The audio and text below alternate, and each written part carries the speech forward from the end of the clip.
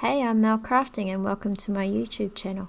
Today I've got a quick review on some STA metallic brush markers that I bought off AliExpress for $6.81 US. If you want more information, head over to my blog, melcrafting.blogspot.com. So let's get into it. So as you can see here, they came very well packaged. So it had a little courier bubble bag and they've all been bubble wrapped to protect it. There's quite a bit of sellotape on here, so I had some trouble initially opening it, and I'll just speed this up because I have to pry open this package with some scissors.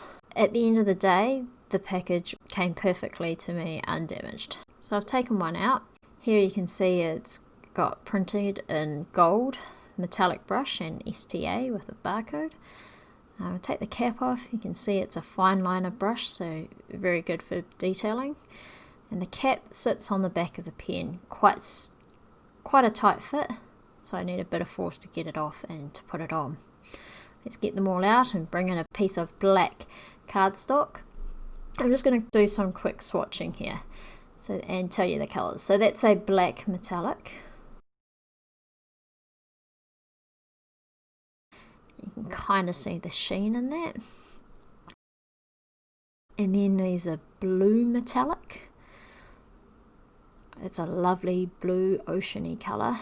Then there's a purple, a red, a gold, green, silver, a light green or an olive, and a brown and a white. And I'm just going to redo that black because the metallic didn't quite come up in their first swatching, so I guess that's a bit of an indicator of the consistency of the ink in these markers, that it's not always quite the same when you use them. They take a little bit of running in. That white marker is just coming in now. I'll just try and focus it again. When I drew it on the paper it was quite invisible. Yeah, so the white does take a little while to come up. So just re-swatch on some white paper. Of course the white was a bit pointless, but the rest of the colours you can see I'm just doing a broad stroke and then a thin line stroke, so you can see how the brushes can work. Oh, that red has a pink lid for some reason, but it is actually a red metallic colour rather than a pink metallic.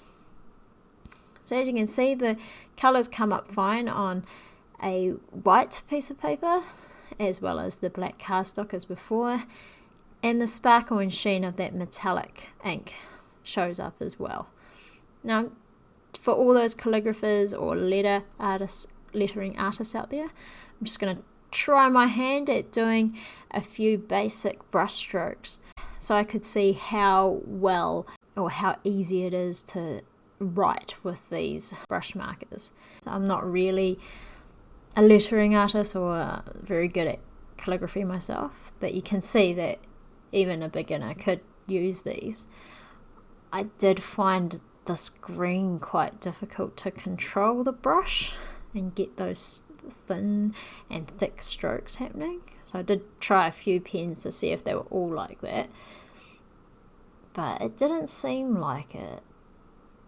And actually when I look at the tip of that green, I'm not sure if it shows up, it's quite hard to see in the camera, but it's actually frayed. And these are completely new pens, and this is maybe the second time I've actually used the pen, so I guess that indicates that the quality might not be as high as you would hope, and they might just get damaged, or I might have just pressed a little bit hard.